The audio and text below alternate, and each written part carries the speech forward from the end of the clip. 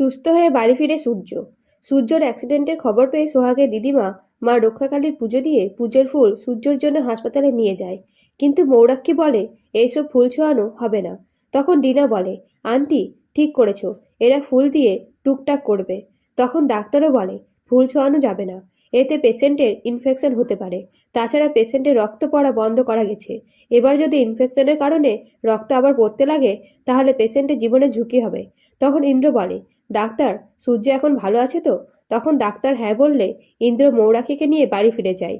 এদিকে সোহাগ মিতাকে বলে ঠাকুরের পুষ্প ছোঁয়ালে স্যার সুস্থ হয়ে যাবে, কিন্তু ডাক্তার তো ভেতরে যেতে দিচ্ছে না। তখন মিতা বলে নার্সের ছদ্মবেশ নিয়ে ভেতরে যেতে।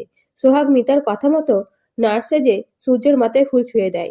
এরপরে সূর্যের আবার রক্ত পড়তে শুরু করলে ডাক্তাররা রক্তর খোঁজ করে, কিন্তু রক্ত না পাওয়া গেলে সোহাগ বলে আমার রক্ত নিতে পারেন, তবে আমার রক্তের গ্রুপ কি আমি জানি না।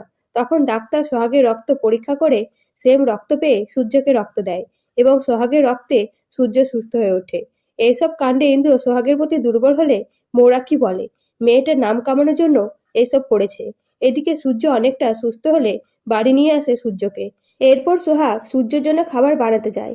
তখন মিনুর ফোন বাজলে সোহাগ রিসিভ করে আর জানতে পারে মিনু বাড়ির সব খবর ডিনাকে দেয়। তো বন্ধুরা, ভিডিওটা ভালো লাগলে সাবস্ক্রাইব করবেন। ধন্যবাদ।